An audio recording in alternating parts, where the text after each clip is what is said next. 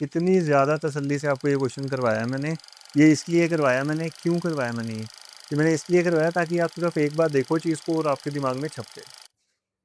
Welcome welcome welcome guys, क्या हाल चाल। तो स्वागत है आप सभी का हमारे चैप्टर नंबर 3 के पार्ट 1 में। अच्छा, सबसे पहले तो जो बच्चे फर्स्ट टाइम आए हैं हमारे चैनल पे, यार सबसे पहले ना सब्सक्राइब कर दो चैनल को।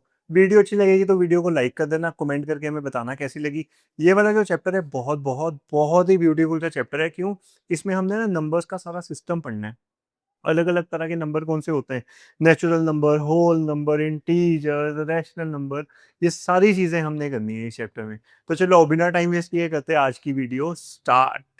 हमारी ये वाली वीडियो स्टार्ट हो रही है गाइज ये वाले कंसेप्ट के साथ, जिसमें हमने सारी चीजें डिस्कस करनी है। Natural number, whole number, integer, rational number, आगे चल के इरेशनल नंबर भी करेंगे। तो ये सारी की सारी जो चीजें हैं ये हमारे सिलेबस का ही पार्ट है। देखो, सबसे पहले अगर मैं बात करूं नेचुरल नंबर की, किसकी बात करूं? नेचुरल नंबर की। नेचुरल नंबर होते हैं 1 से लेके इन्फिनिटी तक। कहाँ तक? इन्फिनिटी तक। फिर बात आती है होल नंबर। होल नंबर में क्या होता है? नेचुरल नंबर में जो नहीं होता वो होता है जीरो। कहने का मतलब क्या है? होल नंबर एक ऐसे नंबर हैं जो जो जीरो और सारे के सारे नेचुरल नंबर से मिलके बनते हैं। तो होल नंबर की कैटेगरी क्या आ जाएगी? जीरो और सारे के सारे नेचुरल नंबर्स। फिर बात आती है इंटीजर की। इंटीजर की अगर हम बात करें और एक मैं नंबर लाइन अगर बनाऊं ऐसे, तो बीच में आता है जीरो, इधर आते हैं पॉजिटिव वैल्यूज, इधर आती हैं नेगेटिव वैल्यूज। ये सारी की सारी होती हैं पॉजिटिव और ये सारी की सारी होती हैं नेगेटिव। इधर होगा माइनस इन्फिनिटी, पता ही नहीं कितने नेगेटिव नंबर है, इधर होगा प्लस इन्फिनिटी। ये आते हैं इंटीजर्स। इंटीजर्स के बाद बात आती है रैशनल नंबर्स की। किसकी बात आती है? रैशनल नंबर्स की। रैशनल नंबर वो नंबर होते हैं जो कौन सी फॉर्म में होते हैं? जो होते हैं पी अपॉन क्यू की फॉर्म में, जहां पे जो क्यू की वैल्यू है वो कभी भी जीरो नहीं हो सकती, कभी भी जीरो नहीं हो सकती। क्यू की वैल्यू जीरो क्यों नहीं हो सकती? इसलिए नहीं हो सकती, अगर p अपॉन जीरो होगा तो ये जो नंबर होगा ये हो जाएगा नॉट डिफाइन की कैटेगरी। मतलब कि आप इसको डिफाइन नहीं कर सकते, आप इसको डिफाइन नहीं कर सकते। समझ गए? समझ गए? समझ गए? देखो अब आगे, अगर हम ये बोले कि जितने भी नेचुरल नंबर हैं वो सारे के सारे होल नंबर होते हैं, तो क्या ट्रू होगा? बिल्कुल ट्रू होगा। बिल्कुल ट्रू होगा, 100% ट्रू होगा। जितने भी नेचुरल नंबर होते हैं वो सारे होल नंबर होते हैं। अगर मैं बोलूं जितने भी होल नंबर्स होते हैं वो सारे के सारे इंटीजर्स की कैटेगरी को डिफाइन करते हैं, तो क्या ट्रू होगा? बिल्कुल होगा। बिल्कुल होगा। ये देखो, ये सारे क्या हैं? होल नंबर ही तो हैं, जीरो से लेके इन्फिनिटी तक। इन्फिनिटी तक। अगर मैं बोलूं जितने भी इंटीजर्स हैं वो सारे के सारे रैशनल नंबर होते हैं, तो क्या ये ट्रू होगा? बिल्कुल होगा। क्यों? क्योंकि वन को आप कैसे लिख सकते हो? 1/1। टू को आप कैसे लिख सकते हो? 2/1। थ्री को कैसे लिख सकते हो? 3/1। -1 को कैसे लिख सकते हो? -1/1। तो ये सारे के सारे जितने भी इंटीजर्स हैं वो सारे के सारे रैशनल नंबर होंगे। बट ये फ्लो चल रहा था नीचे से ऊपर, नीचे से ऊपर चल रहा था, ऊपर ऊपर ऊपर। अगर मैं फ्लो उल्टा चला दूं तो क्या सारे के सारे रैशनल नंबर इंटीजर्स होंगे? अगर मैं आपको बोलूं ये ले लो -5/8, ये -5/8 ले लो। क्या यहाँ पे कोई फ्रैक्शनल नंबर दिख रहा है आपको इंटीजर्स की कैटेगरी में ऐसा -5/8 जैसा? नहीं दिख रहा। तो मतलब कि सारे के सारे रैशनल नंबर इंटीजर नहीं हो सकते, कभी भी नहीं हो सकते। क्यों? मैंने बता दिया। फिर बात आती है, क्या सारे के सारे इंटीजर्स होल नंबर होते हैं? नहीं हो सकते। क्यों नहीं हो सकते सर? क्यों नहीं हो सकते? पता क्यों नहीं हो सकते?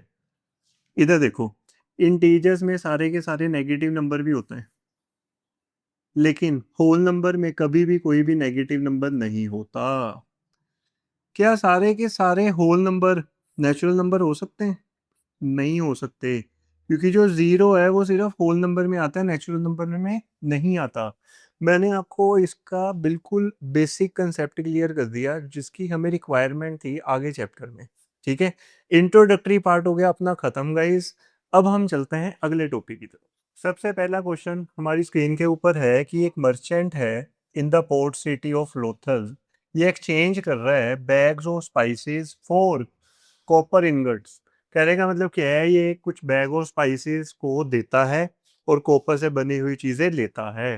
ठीक है, क्वेश्चन में ये समझा रहा है वो। अगर उसको 15 इनगोट्स मिल रहे हैं हर 2 बैग्स ऑफ स्पाइसेस के लिए, मतलब अगर वो 2 बैग्स ऑफ स्पाइसेस देता है तो उसको 15 कॉपर की चीजें मिलती हैं।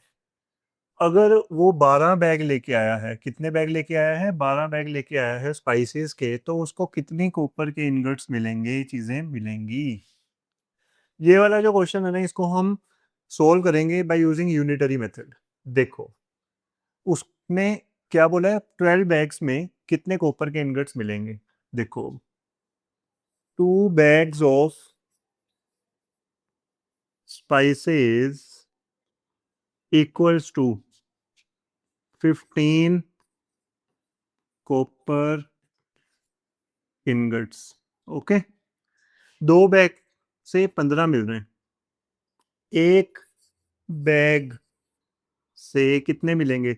जब भी हमने ज्यादा से एक का निकालना है, हमने डिवाइड कर देना है। क्या कर देना है, डिवाइड कर देना है। ये हो गया कॉपर इनगट्स। अब हमने किसका निकालना है, किसका निकालना है, 12 बैग्स का। तो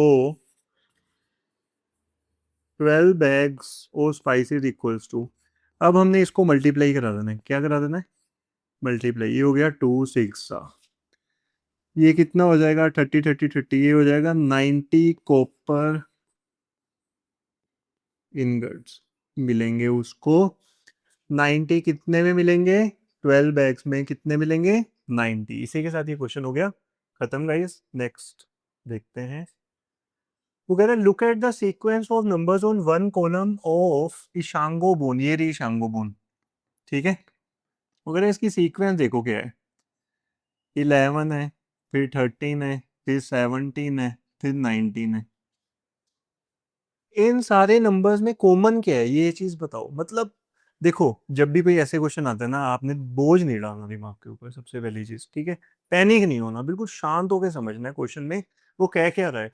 वो कह रहा है इसकी कैटेगरी बताओ बस नंबरों की। मेरे को एक बात बताओ कि क्या 11 किसी टेबल पे आता है, 11 के अलावा, 11 के अलावा 11 किसी टेबल पे आता है, नहीं आता। 13 किसी टेबल पे आता है 13 के अलावा। 17 19 के, ये सारे जितने भी नंबर मैंने लिखे हैं, क्या ये वो नंबर है जो सिर्फ खुद के टेबल पे आते हैं, किसी और टेबल में तो नहीं आते। ये वही नंबर हैं जो सिर्फ खुद के टेबल पे आते हैं। और ऐसे नंबर्स को क्या बोलते हैं हम, जो सिर्फ खुद के टेबल पे आते हैं, प्राइम नंबर्स। क्या बोलते हैं, प्राइम नंबर्स। तो 11, 13, 17, 19 आर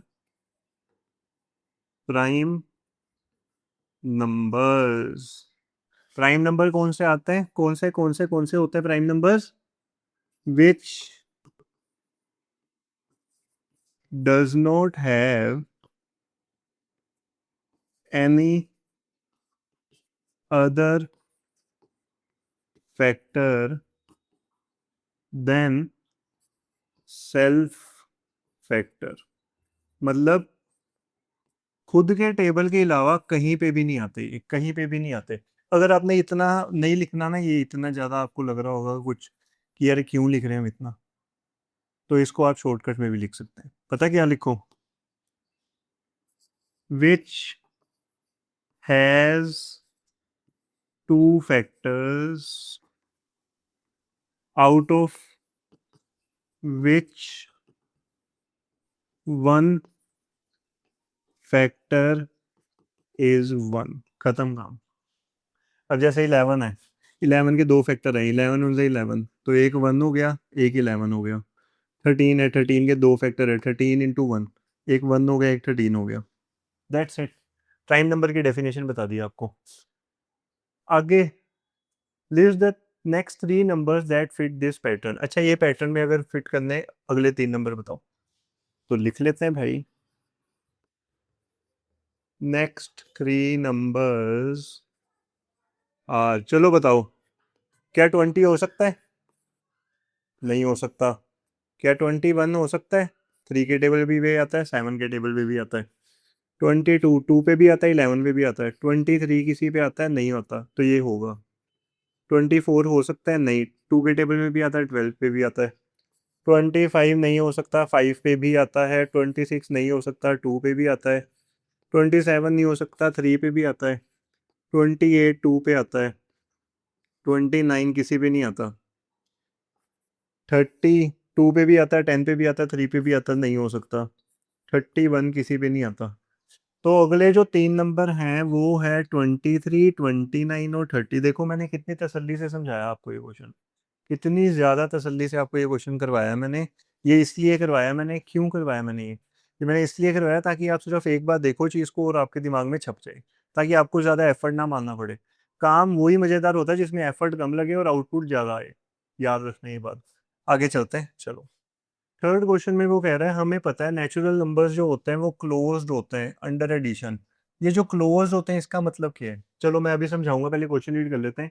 क्लोज का मतलब होता है जो सम होता है किसी भी दो नेचुरल नंबर्स का, वो हमेशा नेचुरल नंबर होना चाहिए। ये डेफिनेशन है क्लोज्ड की। किसकी? क्लोज्ड की।